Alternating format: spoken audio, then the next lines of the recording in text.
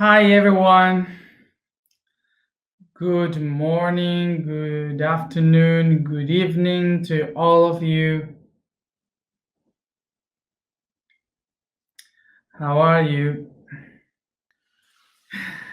Um, Maybe you don't notice, maybe perhaps, but uh, I am even sleepier than yesterday.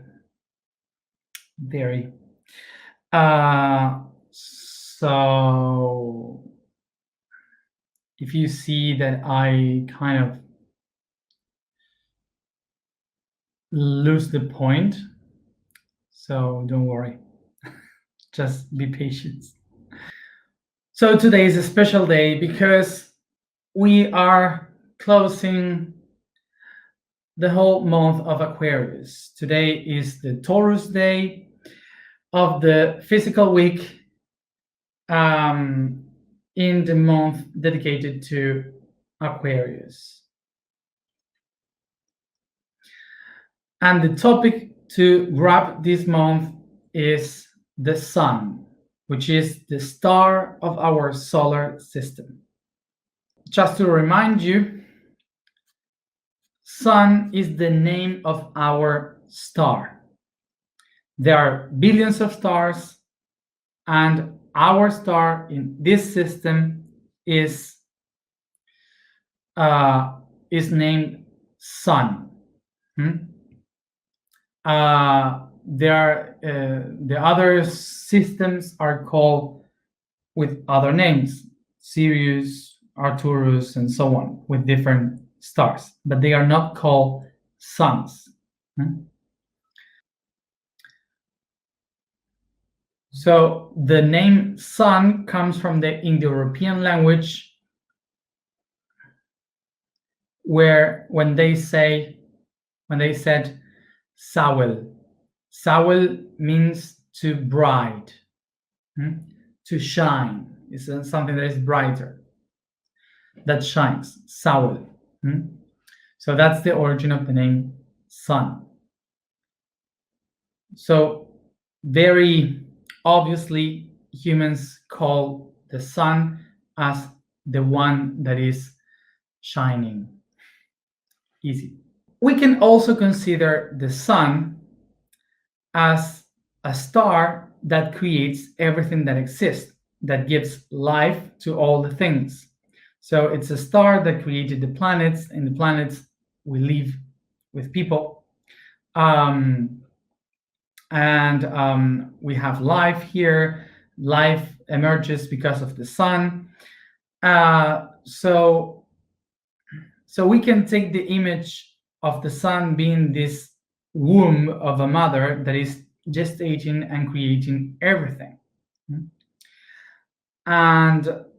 Or we can take the vision of this star as the father that is guiding us from east to west through the path of life. This means that depending on the psychological point of view of a group of humans, the sun will be taken as the mother or taken as the father. Some people in the world will say that the sun is the mother creator, and for some other cultures will be the father creator. So for some cultures, for some traditions, the sun is taken as feminine, as the feminine aspect of the sky. And for some others, like the Romances languages, the sun was taken as masculine. So, for example, the animistic people, which are the traditions that follow the nature, the animated things, which are like following the animals, the plants, the rocks, all the things that move in the world. That is the animistic. So for them, usually the the sun will be taken as the mother because is the one giving birth, is the one given into the light, um, showing us the truth and taking care of us and so on. So it's that expression. In the other hand, when we have empires with people that are willing to conquer the horizon, to go farther, they will take the image of the sun as a masculine. But this is only psychological. There is no feminine or masculine in the objects. They are bounded by polarity, but not as sexuality. As you see, for the animistic people, they saw the sun as feminine also because the attribute of the sun for them was that the light of the sun was bringing clarity, colors, flowers, insects, birds, and the beauty of life. The beauty of everything is blossoming while the sun. So that's why the concept of the sun for them was a feminine aspect, that they created the reality that made it all beautiful. And in the other side, for the people that were much more imperialistic, that had a civilization, the sun represented the strength, the race that cut the ground, that makes everything dry, that moves forward in the horizon. So that's why they take these masculine concepts of it. So the same thing happened with the moon. For some cultures, the moon was not like feminine, the moon was like masculine because it was the one protecting the people during the night, so defending them in the darkness. Okay, so depending on the psychology of the people, of the cultures, they would be taken as masculine or feminine. But nothing of that really matters or is taken in account when we get out of our cultures and we just see and look at the sun as it is, a star. First of all, the sun is a star made with hydrogen and helium. So both of them are doing reactions, chemical reactions that burns constantly, okay, under a great pressure. So the burning of these two elements, the chemical reaction of them, is the one that makes everything to burn like fire. Just parenthesis before I start to explain this. I'm not gonna lose time trying to explain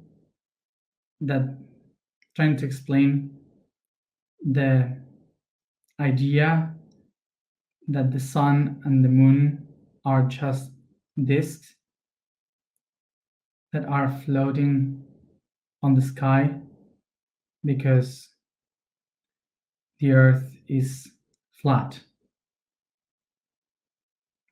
I'm not gonna lose time explaining that, so I'm going straight to explain the sun. So I guess I make myself clear in my position about it. So first of all, just to have an idea of the sizes.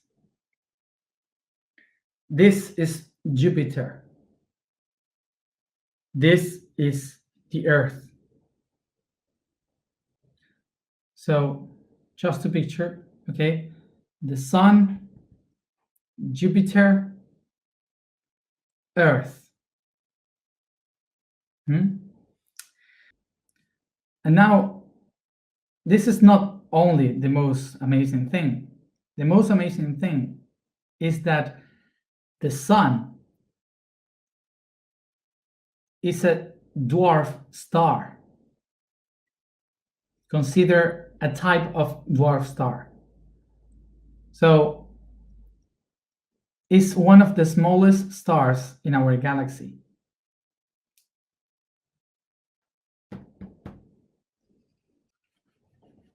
So let's compare this and imagine it in a different way. That dot there is the sun. That there is our entire solar system.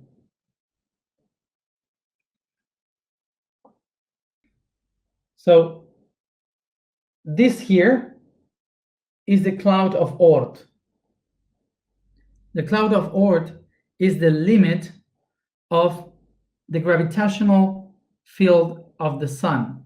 So this means that basically the rocks that floatate here, if they get out of this line, they can go away from the solar system. If they are inside this line, they still are attracted by the gravity of the sun. But all the planets are here in this circle. So the limit of this circle here is Neptune.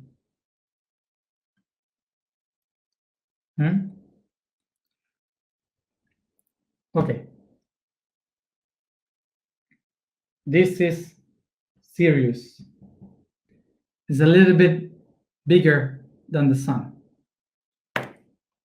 And this is the closest star that we have. So now let's go to Rigel. Rigel is a red star in the Orion constellation. You can see it because it's red in the Orion's constellation and it's really big. And Rigel means leg in Arab, so it's the leg of the giant. Let's see the size of the sun aside Rigel. Kind of like this. So do you remember Cepheus, the constellation? We have spoken about it.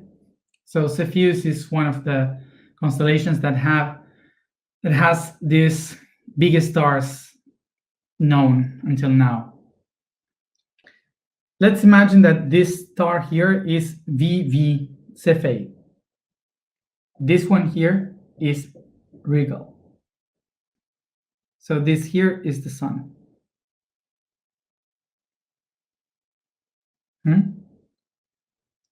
So in this size we have Arcturus,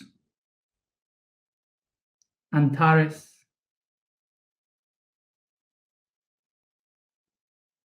so it's very big, the thing out there. This is our star, the sun. It's only a grain of sand.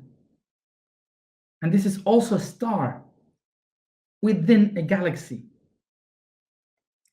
So just to picture how big this is,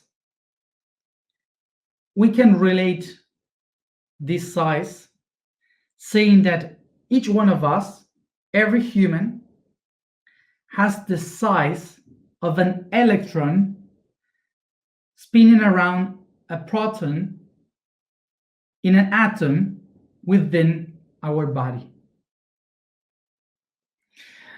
So what is the point about this?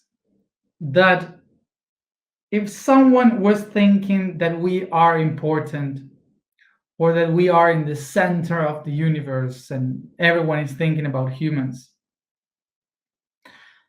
or if you were thinking that the sun was the center of all things for us, I'm sorry, but we are not.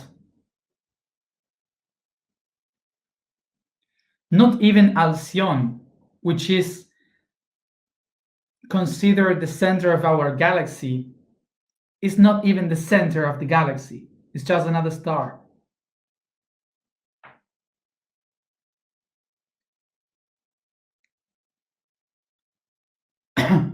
We are nothing. So I repeat again, we are simply an electron attached to a proton, which is the Earth, which is inside an atom, which is the solar system. So I repeat again, we are not important. We are not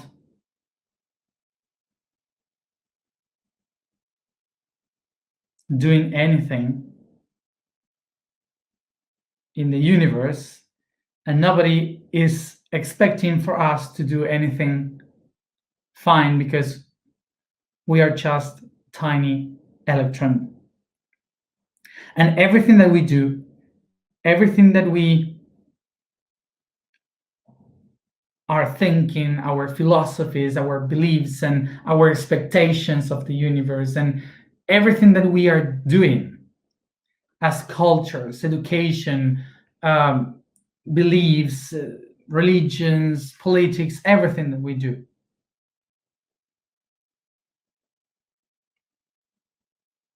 is not even heard. It's like just a tiny, tiny electron that is trying to call the attention, moving faster and creating a little bit of heat. But that heat will be only heard if it is able to create a chain reaction.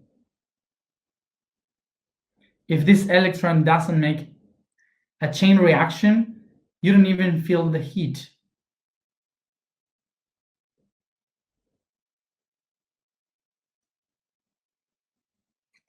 And now I will repeat again.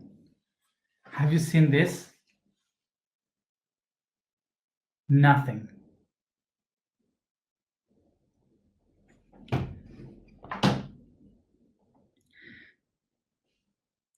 So I will bring all this Aquarian energy to be able to start again. So bringing this energy of Aquarius, let's think about this. We are nothing. We don't exist. We are just a speck. We are just nothing. We are not in the center. We are not important. And to understand this, I will ask you a question. Have you ever sat down and asked yourself, what is the electron that is behind my right knee doing right now?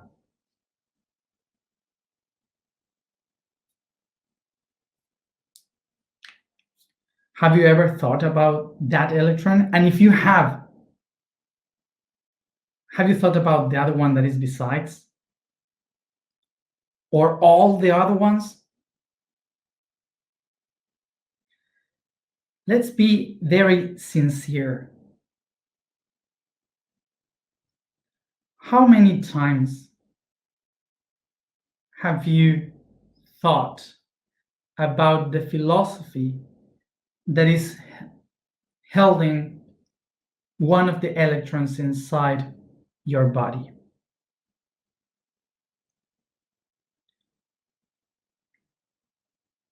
Maybe sometime. So I think that once I just thought about three electrons in my body, what they were doing.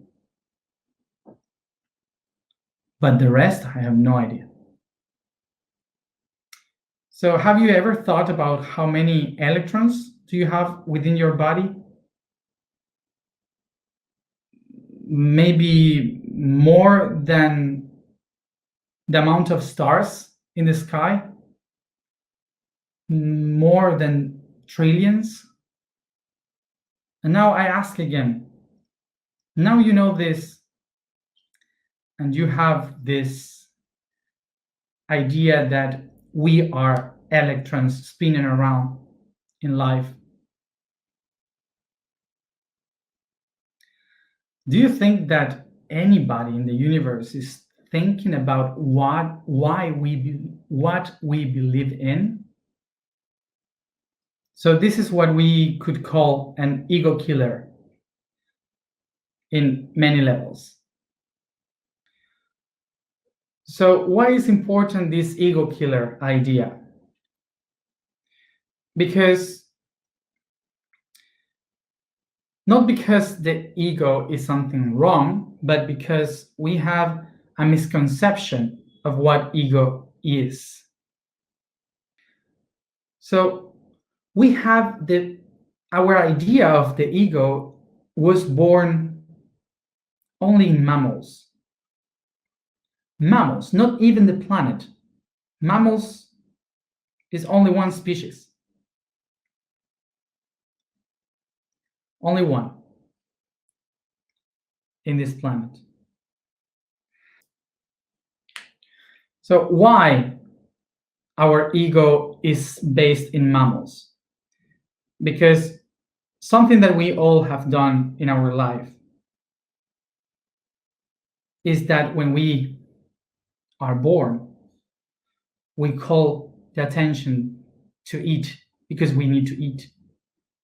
So we start to call the attention of our mom, like, Mom, I need to eat. So how do you do that? Calling attention by screaming or shouting or crying so your mom can know. So, hey, look at me, I need you. So why is something from the mammals? Because the ego is formed in that moment by the psychology of saying, in order to survive in this world, I need to call the attention to the ones that can give me the things that I need to survive. So this is why our body, physical body, was programmed in order to be seen. So people can watch us and take care of us.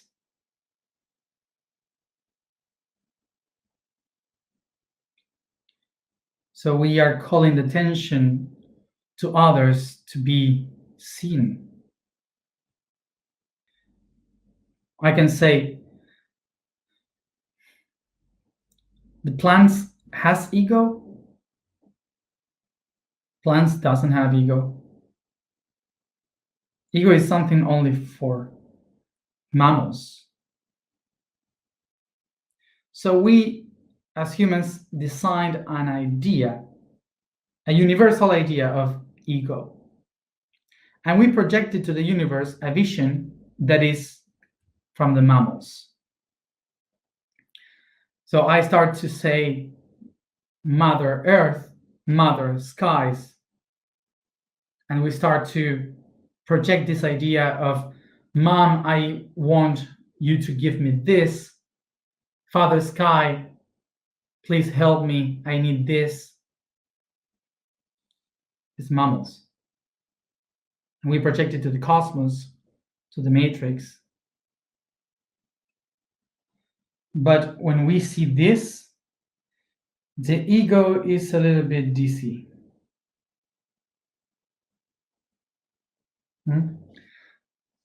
So now let's take an idea of what is the origin and why there is a mammal ego. What is the purpose? Because if it exists, it's because it has a purpose, and utility.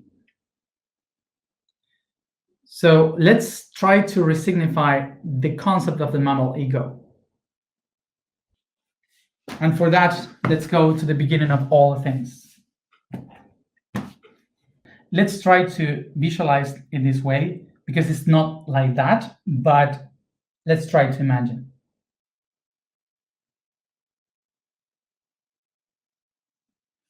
So in the universe, the first thing is the verb, which is vibration.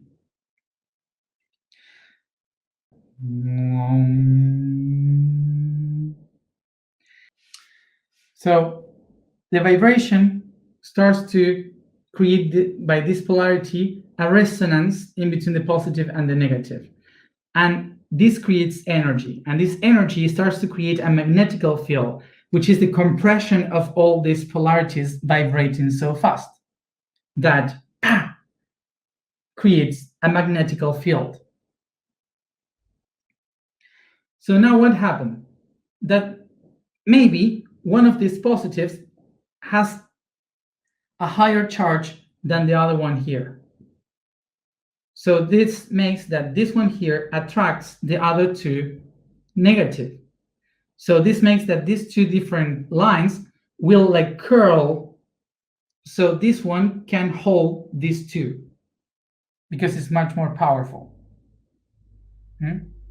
So it makes it curl like this, and it creates this shape where this vibration starts to shape like this. This creates a contraction of magnetical field in which the positives and the negatives are exchanging too much energy. This conjunction of all this vibration is the one that will make that this that was before a vibration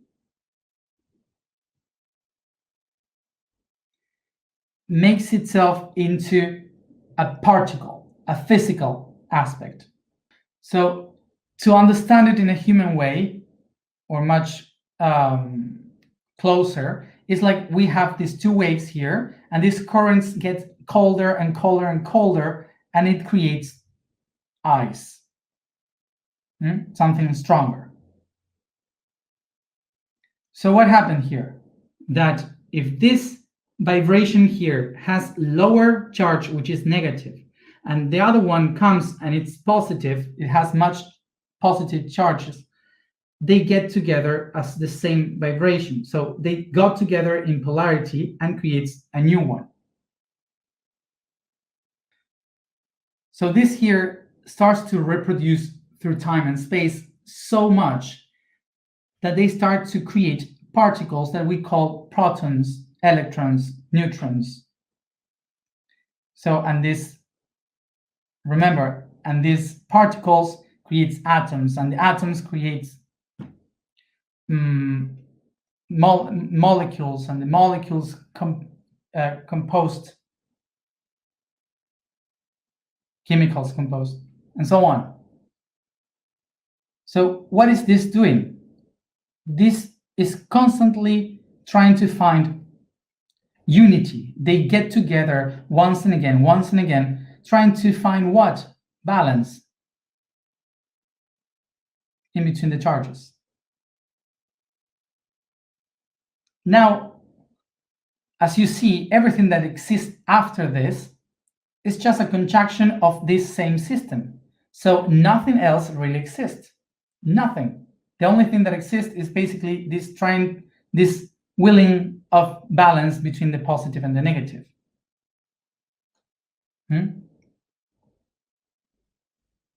This is why I used to say we are nothing, because we are just another way that this system is trying to look for balance. And we humans, to this, we put a lot of cultural weight, emotional weight, biological weight, and so on. So there are some people or some beings that are looking for this from the spiritual world, the emotional world, the physical world, different ways, but all of them, all of us are looking for the same: balance,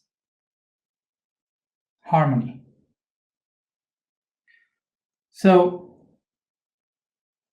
all this finds the balance in the moment when many of these vibrations find the pressure and conjunction to create this structure, the toroid.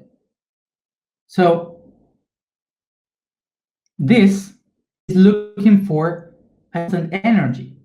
So when this finds the balance to create the torus, it creates its own machinery to regenerate its own energy constantly.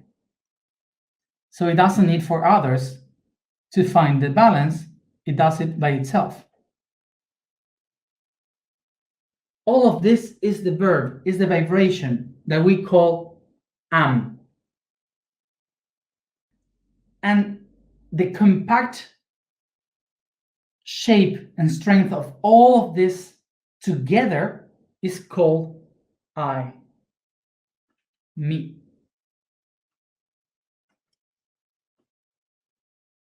The subject. So the concept of I, of me, is the concept that holds the unity of all the vibrations that were spread around.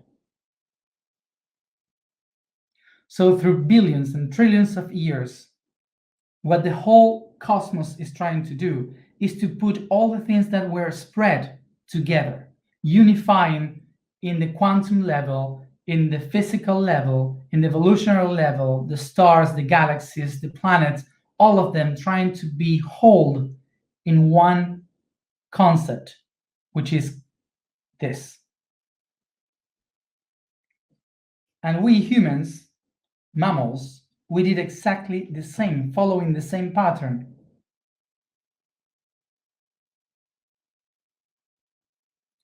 Which is basically to put all the things together. So to look for this negative, we call it to eat. To look for balance, we call it to sleep. To look for another particle, we call it to reproduce. But it's the same. We are doing exactly the same. So all human ideas that we can have of the universe are humans. It's a human idea. It's not the real universe. Now, as we have seen here, we have three types of me. Now we have three kinds of ways in which we absorb this energy. One is the spiritual ego, the other one is the emotional ego, and the other one is the physical ego. So now, for example, the most known is the physical ego, which is the one that tries to absorb all the things that it has around in order to survive. Okay, so it's the negative energy that is absorbing the energy from the outside. So that's what we know as I want to be beautiful. I want to hold the beauty. I want to hold my life. I want to be young all the time. The one that wants to be seen by many, to be remembered by many. And that's the normal ego that we all know. And we all have that. Otherwise, we are dead. Maybe some people have this ego, physical ego. Some people has a lot of ego, but if you don't have it, you are dead. Because it's the ones that allows you to live. So the physical absorbs. So the emotional ego is the one that relates with the inner self. The one that is inside, the one that relates with the energies of the environment, that wants to make the inside useful for something, and that is willing to feel, to perceive, and lives through emotions, through the traumas, through the feelings, through everything that you perceive inside. So the negative part of this ego is the one that you for sure know with these sentences, like, why me? Why it's me, the one that suffers? Why nobody is helping me? I feel alone. The spiritual ego is the one that goes out, the ones that spread, because it's positive, it goes out. So the spiritual ego is the one that we usually know that is invading the others, that is invading the space of others, trying to conquer territory. So the spiritual ego is the one that says, hey, do you need help? I will do it for you. Don't worry. I do it. I know how to do it. Yes, I know. I have the experience. Yeah, don't worry. I will do it. Yes, I came here to save you. Of course. I'm here to help you, to do everything for you. So the spiritual ego is the one that is willing to show, I know much. You are, my truth is the best one. So it's great. You can have it because it's better than the other ones.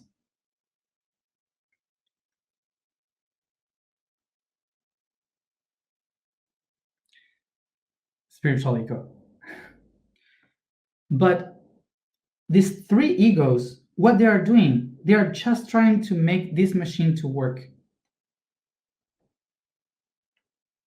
to create its own energy. So the sun doesn't have this problem. The sun thinks about helium and hydrogen. Helium and hydrogen. That's it. We are humans, mammals. So as humans and mammals, we have these problems. I want to be seen. I am the best one. I can show the best. Why me? And all these kind of things. But for the sun, it's just helium, hydrogen, helium, hydrogen. That's it. There's no all these conflicts of spiritual, emotional. This is just the ego being practiced by mammals. Ego being practiced by mammals. So once we get this, we will know that we are just another vibrations and electrons, particles trying to organize in a different way. So now think about this. If all these billions of experiences and expression of the universe are just trying to find the balance, to find different ways, we humans are just another expression of finding that balance. So maybe we can say we are not important, but I would say this. In between all these options, the universe decided to create this option, Matias, and you, your names. So we have to become the best option of ourselves because we are practicing on finding that balance. And we have been chosen as an option.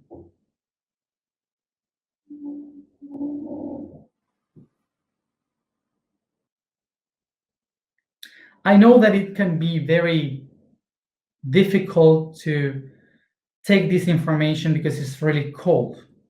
It doesn't have emotion because there's no mom, no dad. But it also releases ourselves from that image of us being the kids. And we become I, me. So now imagine this, the sun. The sun is referring to itself all the time. When you go to the beach and you go to the sun and you kick sand, one of those grains of sand is the sun, is a star in the galaxy. Nothing. It's just nothing. Do you think that the sun is thinking, Father, Lord, am I shining properly? No, of course not. The sun is just shining. There's no relation in that way in the universe.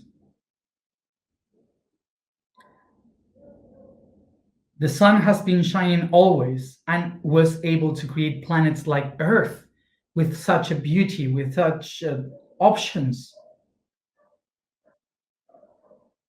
So the sun is teaching us in this system that if we allow ourselves to shine by who we really are, we are helping the universe to find the best options. And who is the universe? Do you remember who is the universe? So what is the universe? It's just a vibration that is referring to itself.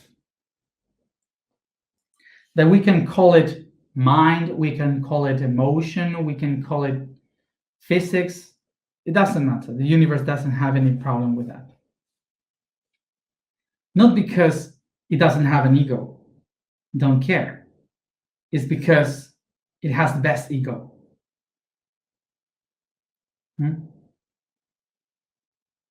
So if the universe is vibration, this means that everything that exists, it doesn't really exist. Everything that you see and you perceive, your experience, is not really there. There's no suns. So all the sun, the matter, the worlds, the gravity, the magnetical fields, all that, the body, ourselves, it doesn't really exist. The only thing that exists is basically vibration.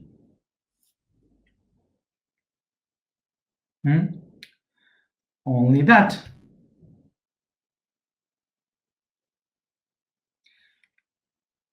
It's just waves behaving as particles.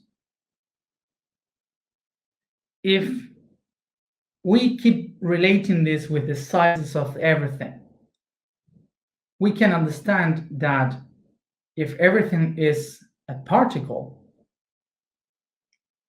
which is a wave, so we, being the electrons of this planet, of this galaxy, if we vibrate, if we change our vibration, we can change the galaxy.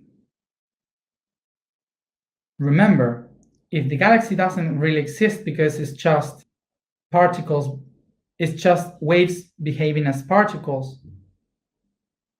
So if we change our waves, the symphony, we can change the whole galaxy.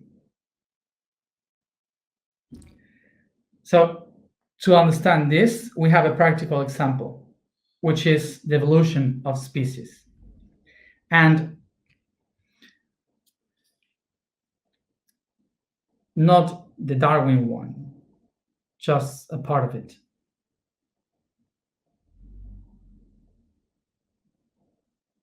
So what is really evolution? Evolution is basically a constant mutation because of the sun radiation. As a summary, we are mutants, all of us. Each mutation in our world is a creation of a new species. And the reason why we mutate is because of solar radiation. The particles that comes from the sun, that goes through the atmosphere and that affect the cells, changing the chemical structure of our DNA, that uses the chemicals from this world and makes a mix. So how this works? Well, like the microwaves. The microwave is like this radiation that changes, that makes the electrons vibrate so much that they start to heat, because when they move so fast, they start to vibrate much. So this changes the composition of the element and makes tiny modifications that will change the composition of our DNA, and then it changes through the next generations. It changes tiny things like the color of the hair, the color of the eyes, the skin, some abilities, some diseases, etc.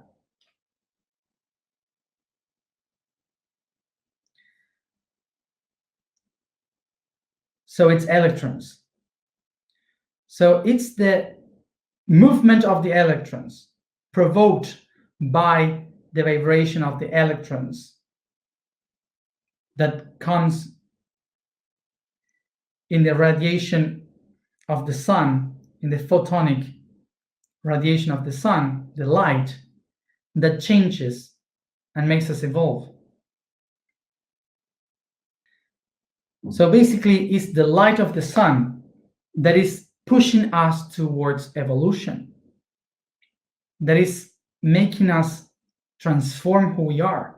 It's light. That's why through thousands of years, we humans have also evolved to understand that we can transcend by light, by consciousness. So the evolution basically has been through thousands of years by tiny mutations due to the radiation of the sun. So if this happens to us in our microcosmos with the electrons and the light, we recognizing that we are made of light, that we are the product of light. If we recognize that we have the power to shine by ourselves,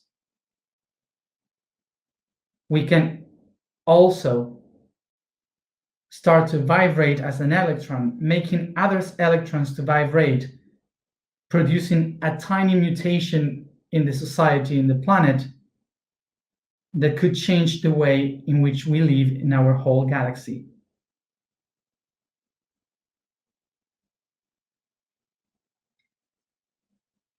This is why we have to let die the concept of the mammal ego, so we can get in an age of an aquarium ego. Like this, we go now to the alignment, the last alignment of our month, so we can start tomorrow with our month of Pisces.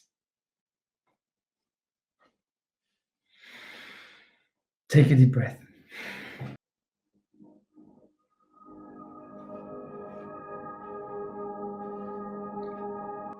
Sit comfortable.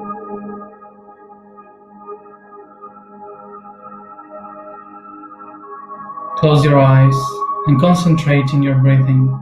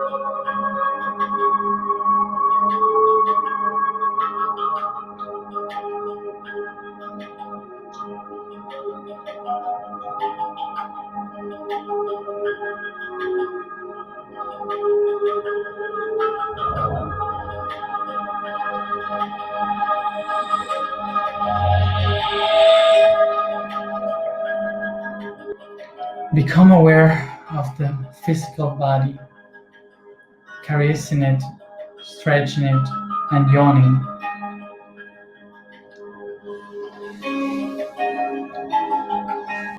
Becoming aware of each part of it.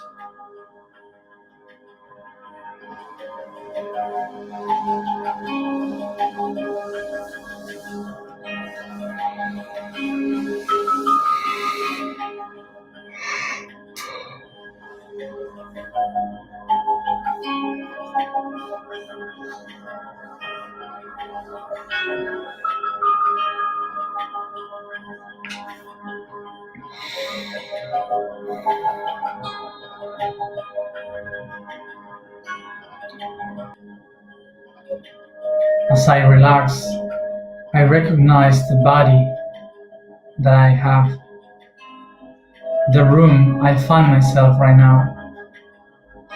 I think about the house or the building. I become aware of the city, the village where I am, the country, the continent, and even the planet.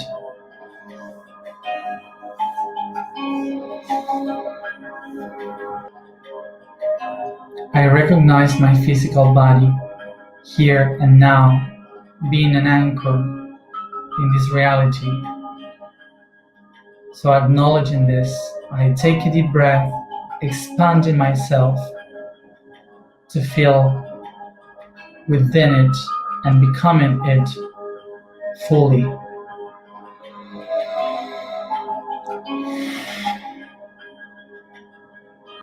I take a deep breath, expanding myself to the room, becoming it.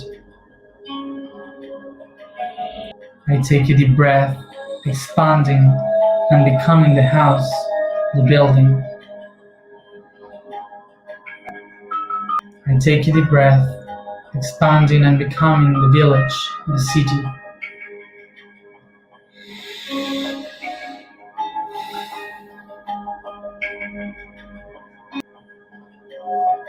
I take a deep breath, expanding and becoming the country.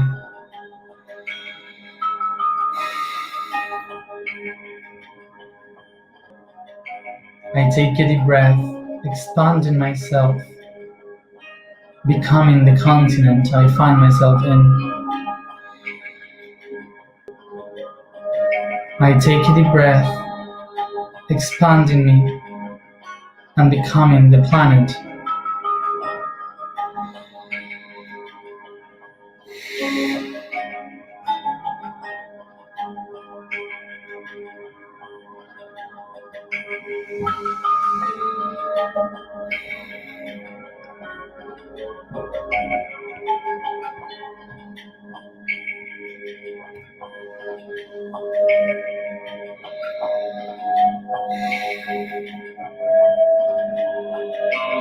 I am the earth.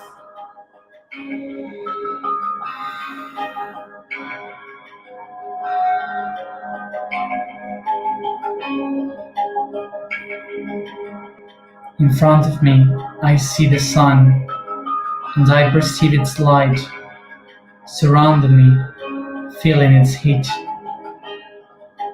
I perceive the moon spinning around me, and around me, Mercury, Venus, and Mars.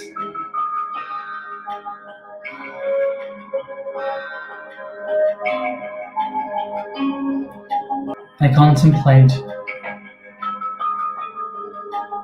the asteroid belt, creating a fence separating me from Jupiter and Saturn, and far away, Uranus and Neptune, close in the system in Pluto.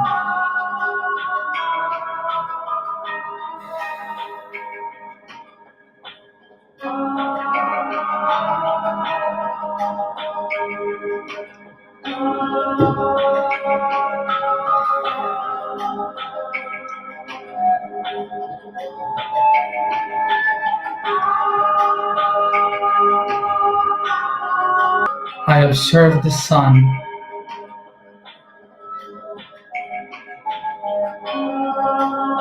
and I extend my arms to it, grabbing it in between my hands.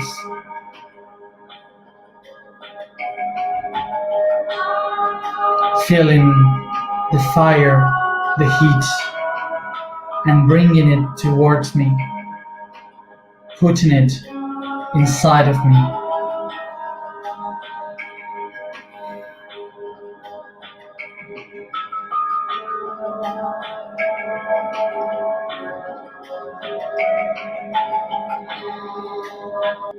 I become the sun. I am the sun.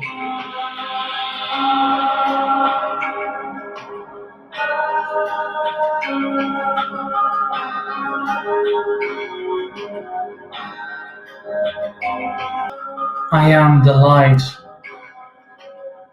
that shines on every planet.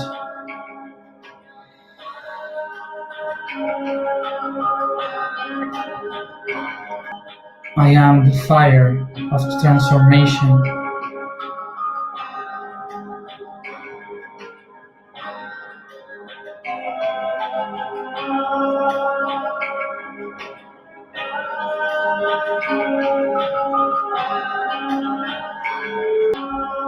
I recognize the power of this sun, and I become aware that me, myself, I am a sun in my life, and the planets are my family and friends.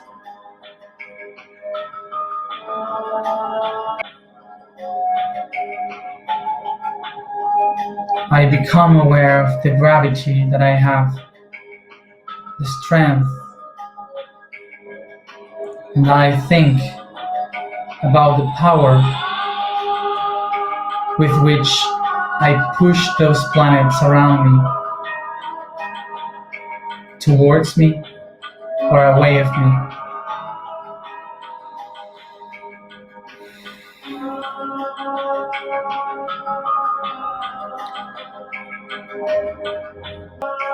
Am I a sun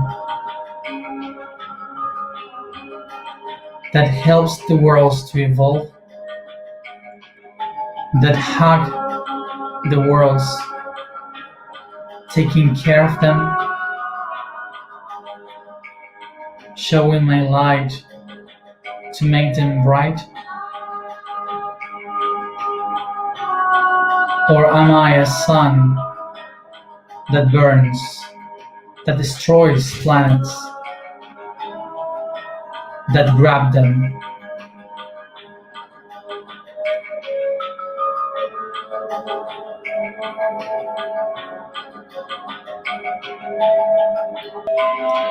Which kind of star am I willing to be in my own solar system?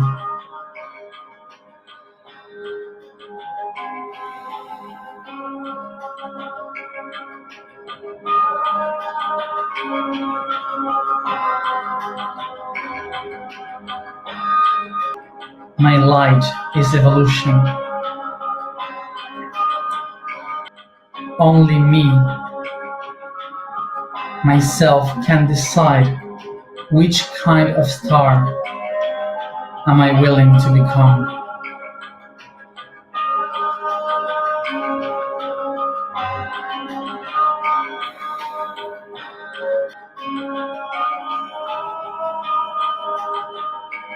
I take a deep breath, and I take all this fire of the sun to make it shine, expanding it all around, creating the magnetical field that holds the entire system, that moves every planet around.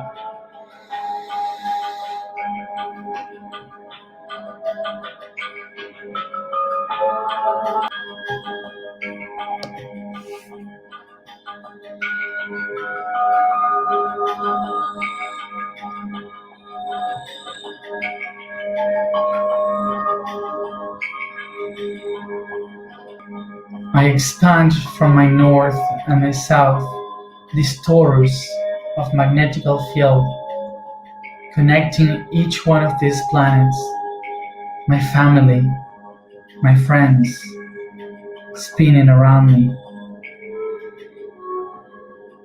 I am my solar system.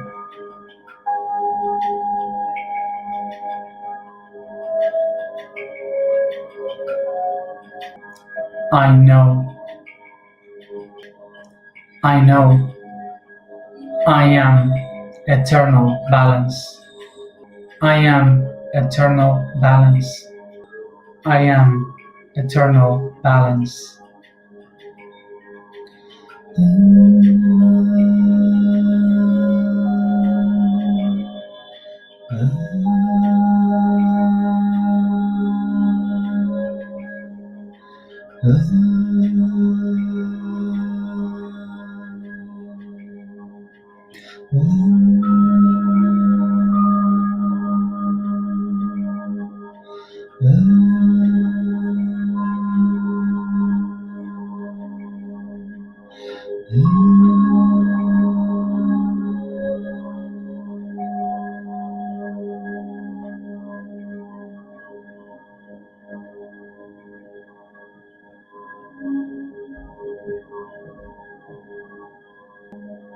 I am the sun, and I am ready to shine.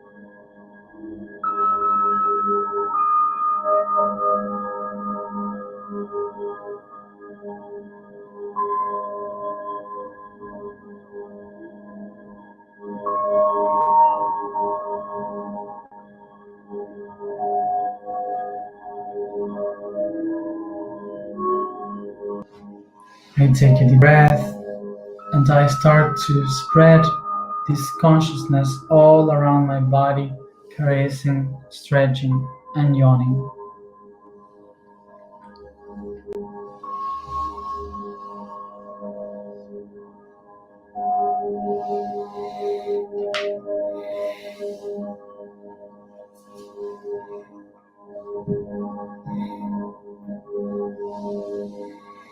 And each one at its own time, come back here and now.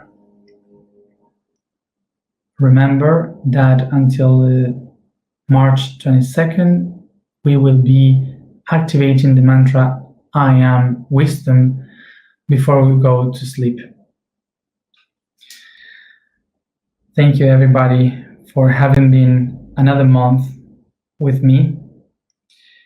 And as always, see you tomorrow at the same time to begin the month of Pisces.